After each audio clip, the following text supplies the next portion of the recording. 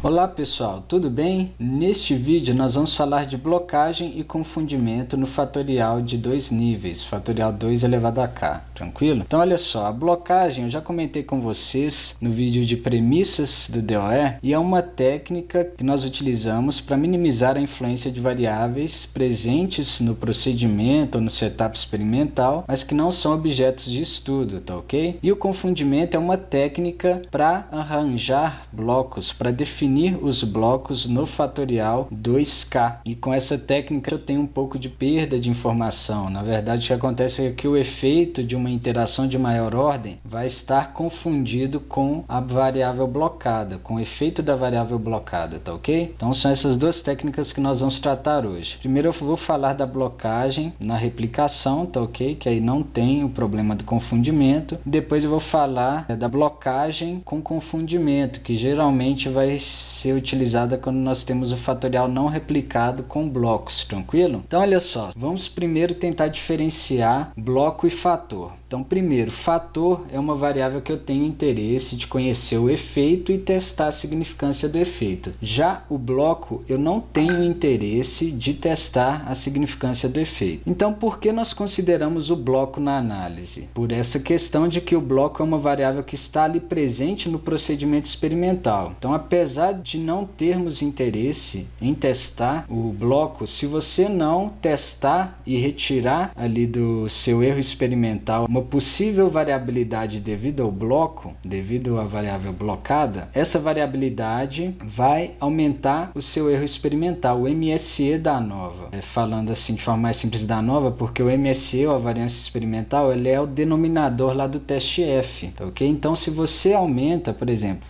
o F0 é o MS do fator de interesse dividido pelo MS erro.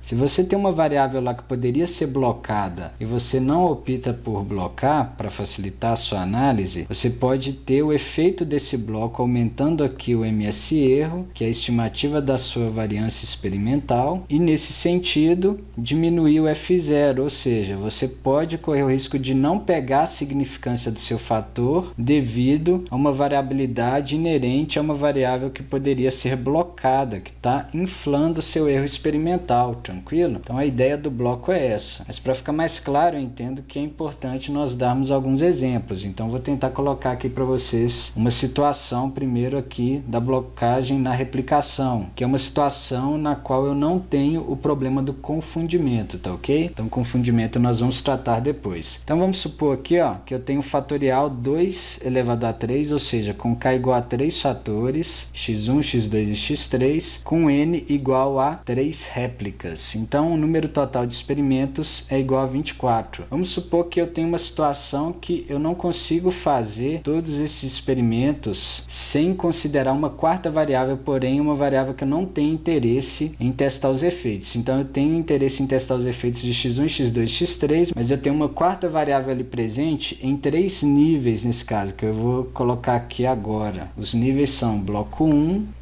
bloco 2 e bloco 3, beleza? Então olha só, em quais situações isso poderia acontecer, tá ok? Então eu vou colocar aqui, ó, exemplos de bloco ou de variáveis a serem blocadas, tá? Então vamos supor que eu tenho aqui, ó, matéria-prima.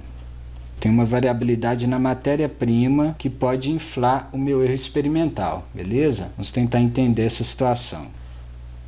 A situação da matéria-prima eu acho que é a mais utilizada aí para exemplificar aí situações de blocagem. E eu posso, por exemplo, ter a matéria-prima fornecida pelo meu fornecedor, por exemplo, num único lote insuficiente para fazer as 3 replicações. Mas com o lote 1, eu consigo fazer uma replicação, uma das 3 replicações, consigo fazer 8 experimentos, tá? E com a matéria-prima fornecida no segundo lote, no lote 2, eu consigo fazer uma outra replicação e matéria-prima proveniente de um terceiro lote, eu consigo fazer uma terceira réplica, tranquilo? E assim eu consigo totalizar os 24 experimentos com as 3 réplicas que eu propus. Então é o seguinte, a matéria-prima pode ser que tenha uma homogeneidade entre os lotes, o fornecedor pode me garantir isso de alguma forma, mas pode ser que não tenha. Até mesmo, por exemplo, pelo tempo que você recebeu em momentos diferentes essa matéria-prima e só de ficar ali estocado, pode ser que essa matéria-prima já tenha perdido algumas características originais. Então, você blocar a matéria-prima, nesse sentido, é um cuidado ou uma defesa que você tem contra essa possível variabilidade. O seu fornecedor, lógico, ele vai sempre defender a situação dele, mas você, como experimentador, pode analisar essa possível diferença no bloco para se prevenir de um possível erro experimental devido a essa variável que você pode blocar, tranquilo? Então, se você não blocar, a possível variabilidade dela vai para o erro experimental. Tudo bem que você pode blocar e não ser significativo, aí sem problema, mas você fez um procedimento e depois da análise, se o bloco não for significativo, você retira ele da nova, refaz a nova sem o bloco, tranquilo? Uma segunda situação aqui, ó, seria a blocagem de um operador. Por exemplo, no caso aí que você tem um experimento que depende de um fator humano, uma pessoa que vai conduzir aquele experimento, um engenheiro, um técnico, enfim, alguém que vai conduzir aquele experimento, porém você, para agilizar aquele procedimento experimental, você vai utilizar de mais de uma pessoa e nesse sentido você vai dividir os experimentos, por exemplo, nesse caso aqui, em 3 operadores. Então vou colocar aqui o operador 1 faz uma réplica, o operador 2 faz a segunda réplica e um operador 3 faz a terceira réplica. E pode ser que exista uma influência humana ali na construção, na operação da máquina, e depende do tipo de experimento que você está fazendo. Mas enfim, blocar o operador aqui seria se defender ou se precaver de uma possível diferença entre essas pessoas que estão conduzindo cada uma parte dos experimentos, aqui sempre de forma balanceada, cada um conduzindo uma replicação, tranquilo? Uma outra possibilidade que eu pensei aqui seria a máquina. Por exemplo, você tem a possibilidade aí de conduzir um experimento que é online, por exemplo, numa empresa que tem diferentes máquinas que fazem o mesmo processamento. As máquinas têm uma variabilidade baixa, mas mesmo assim você quer se precaver de uma possível diferença entre elas, você pode fazer a blocagem aí das máquinas que você vai utilizar. Tranquilo? E uma outra situação que eu pensei aqui, por exemplo, o turno de condução dos experimentos. Imagina aí que você não consegue fazer todos os experimentos por restrição de tempo, cada experimento leva um tempo para conduzir, você não consegue fazer todos os experimentos no mesmo turno. Então pode ser que você faça um bloco aqui na manhã, um bloco na tarde e um bloco à noite. Então percebam bem, olha só, no caso do turno, eu não tenho interesse de ver essa diferença. Isso não é um fator, isso é simplesmente uma variável que pode me atrapalhar, porque, por exemplo, vamos supor que eu estou fazendo um experimento que a temperatura pode influenciar no resultado. Se eu não tenho controle da temperatura ali, eu sei que à noite é mais frio, a temperatura é mais baixa, isso pode influenciar. E eu tenho que fazer o experimento à noite para acabar logo, então eu vou blocar, tranquilo? Eu vou blocar o turno. Então o turno é a variável a ser blocada, nesse caso, com 3 níveis. Manhã, tarde e noite, tranquilo? Então, em todos os exemplos aqui que eu dei, o bloco são variáveis que estão presentes ali devido a restrições, por exemplo aqui, a matéria-prima, restrição de recursos, mas eu tenho lotes, eu tenho matéria-prima de lotes diferentes e posso blocar para me precaver dessa possível variabilidade. Ao invés de pensar em lotes, eu poderia pensar também em fornecedores diferentes, tranquilo? Se for um experimento na área agrícola, você pode pensar numa variável aí de lotes no sentido de terreno mesmo, de espaço para conduzir todos os experimentos ali de crescimento de plantas, experimentos agrícolas, tranquilo? Enfim, espero que tenha ficado claro. Eu acho que o que tem que ficar mais claro aqui, a princípio, é o objetivo da blocagem, tranquilo? Por que é importante blocar? Porque se você não blocar, essa possível variabilidade dos blocos pode ir para o erro experimental e você não vai conseguir testar com eficiência a significância dos fatores que você tem interesse de fato, tranquilo? Então, como fazer a análise no fatorial com blocos na replicação? Beleza? Vamos ver isso aqui. Então é o seguinte, para calcular a soma dos quadrados dos blocos, eu vou utilizar a seguinte fórmula. Vou chamar aqui de SS, sum of squares dos blocos, somatório para i igual a 1 até o número de blocos, tá? De BI, que eu já explico o que é, dividido por 2 elevado a k menos y ponto ao quadrado sobre n vezes 2 elevado a k. Vou explicar essa fórmula aqui. Então, vou somar para cada bloco um BI, que seria a soma dentro de cada bloco, dividido por 2 elevado a k, e subtrair isso da soma de todos os experimentos elevado ao quadrado, dividido pelo número de experimentos, tranquilo? E o número de graus de liberdade dos blocos, degrees of freedom, vai ser sempre o número de blocos. Na verdade, aqui é o número de níveis que eu tenho nos blocos. A gente costuma falar dessa forma, tá? Menos 1, tranquilo? Então, nesse exemplo que eu estou dando aqui no fatorial 2 elevado a 3 com 3 blocos, tá? Que eu tenho 24 experimentos, eu tenho n blocos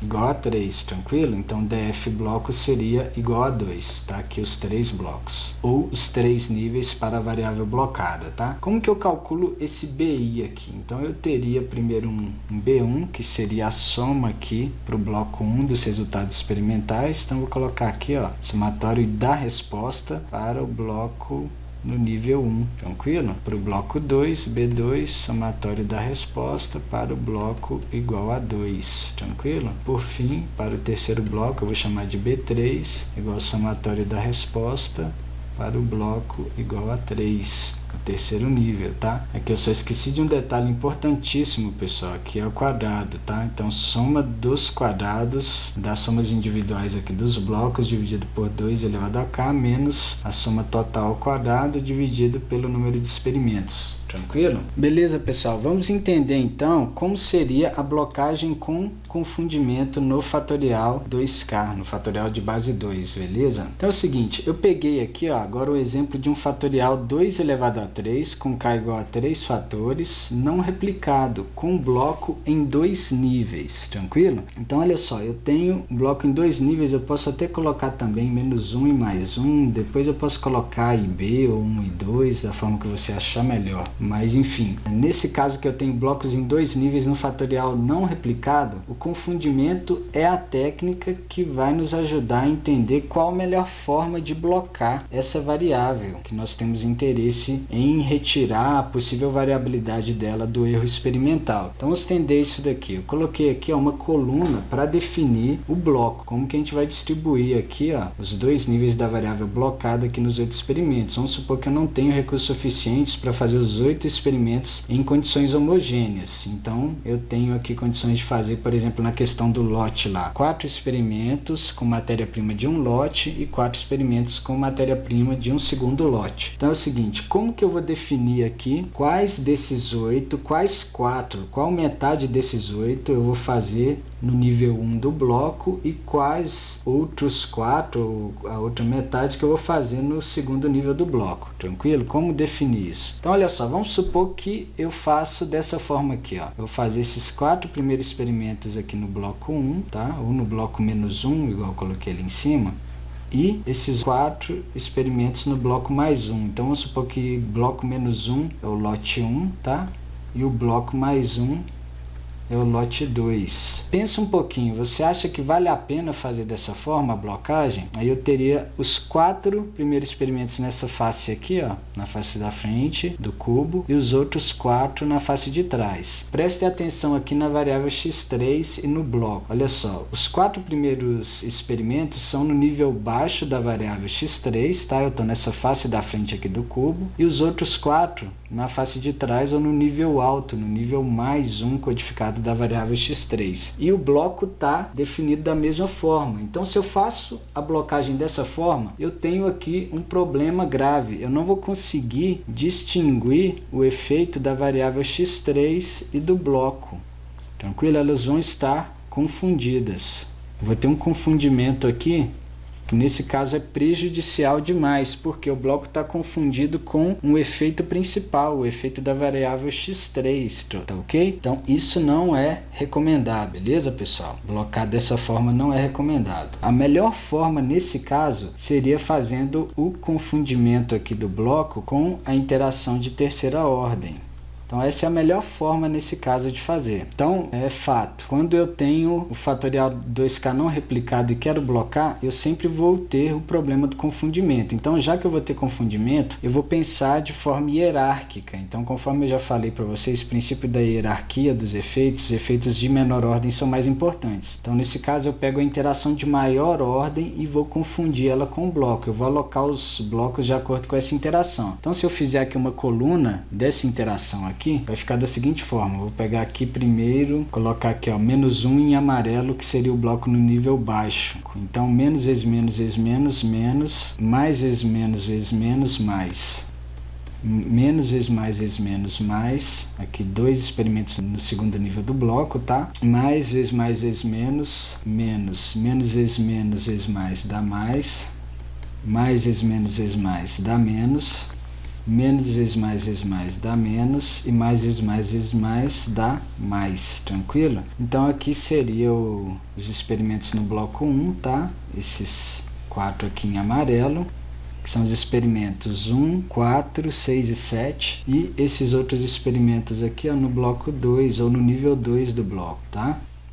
Que seriam os experimentos 2, 3, 5 e 8, tranquilo? Se a gente quiser observar esses experimentos aqui no nosso cubo, que é o desenho do fatorial 2, 3, vai ficar assim, ó. Esse experimento aqui seria o experimento 1, no bloco 1, tranquilo? Esse experimento aqui seria o experimento 4. Esse experimento aqui seria o experimento 6. Esse experimento aqui seria o experimento 7. E aqui seriam os outros 4 experimentos no nível mais 1 do bloco ou no bloco 2, no nível 2 do bloco. Experimento 2, experimento 3, experimento 5 e experimento 8. Então está explicado aí como alocar o bloco com confundimento no fatorial 2k. Aqui o que você deve levar em consideração é o seguinte: se possível, aleatorizar todos os 8 experimentos. Se não for possível aleatorizar totalmente, aleatoriza dentro dos blocos. Faz primeiro do bloco 1, aleatoriza, e depois do bloco 2 e aleatoriza dentro dos blocos, tá? Mas se possível, aleatoriza totalmente, tranquilo? Como que ficaria o modelo nesse caso? Já expliquei para vocês algumas vezes a forma do modelo do fatorial 2 elevado a 3 vai ter uma constante mais 3 termos lineares, beta 1 x1 mais beta 2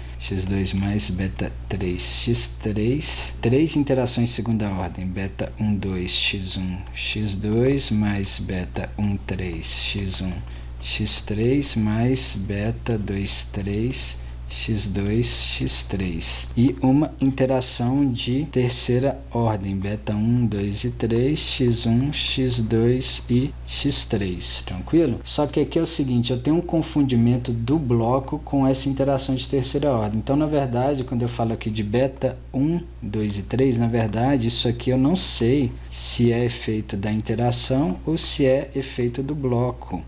Tranquilo? Então existe esse confundimento desse termo que está relacionado a um efeito da interação somado de um efeito do bloco. Tranquilo? Então na hora que eu tiver análise e estiver avaliando os efeitos, por exemplo, deu uma magnitude alta desse efeito aqui, eu vou considerar uma interpretação de forma que eu explique que esse efeito é resultado de um confundimento. É um efeito que pode ser da interação e pode ser também do bloco. Então o analista perde um pouco de informação quando ele está blocando com confundimento. Na hora que ele vai analisar, ele não sabe de fato. Você simplesmente vai dizer que tem ali um confundimento. Não pode dizer com 100% de certeza se aquele efeito, a maior parte dele, daquela variabilidade que você está vendo ali, é devido ao efeito da variável que você está blocando ou devido à interação. Mas também a gente confia na questão da hierarquia e esparsidade dos efeitos. Então você tem geralmente poucos efeitos e de menor ordem, mais significativos, e geralmente as interações de ordem maior têm um efeito mais baixo. Então nesse sentido, por isso que a gente bloca dessa forma. São efeitos menos importantes na nossa análise. Os efeitos principais e as interações de segunda ordem é que nós sempre devemos priorizar no planejamento fatorial. Tranquilo? Então é isso. A questão da análise aqui no bloco com confundimento, como eu estou confundindo ele com uma interação, é a forma de calcular os os efeitos vai ser pela diferença entre médias nos dois níveis do bloco e, consequentemente, o coeficiente da mesma forma, só que é um coeficiente ali que diz a mesma coisa para o bloco e para a interação ali que você considerou no bloco, tá? Lógico que tem possibilidades aí onde eu vou confundir, por exemplo, eu tenho mais níveis de blocos, tenho um fatorial com mais fatores, aí eu posso ter mais interações ali para cada bloco. Não vou trabalhar a teoria desses casos, mas devo mostrar para vocês, assim que possível, implementações, tranquilo? Na linguagem R, beleza? Então, pessoal, por hoje é só. No próximo vídeo nós já vamos ver alguns exemplos aí de blocagem. Primeiro a blocagem na replicação e depois a blocagem com confundimento, tá? No fatorial 2K. Tem também a questão do planejamento totalmente aleatorizado em blocos completos, que eu não passei aqui, que seria até um pouco mais simples que blocar no fatorial 2K, mas eu vou passar para vocês aí em vídeos futuros, assim que possível, tá ok? Então estou priorizando aqui a questão do fatorial 2K para logo nós passarmos para a parte de superfície de resposta, né? Eu dou um curso voltado aí para modelagem e otimização de experimentos, mas vou mostrar para vocês, assim que possível, outras possibilidades também de planejamentos aí com blocos, tá ok? Então por hoje é só. Se você gostou desse vídeo, deixe seu like, se inscreva no nosso canal e ative as notificações. Muito obrigado.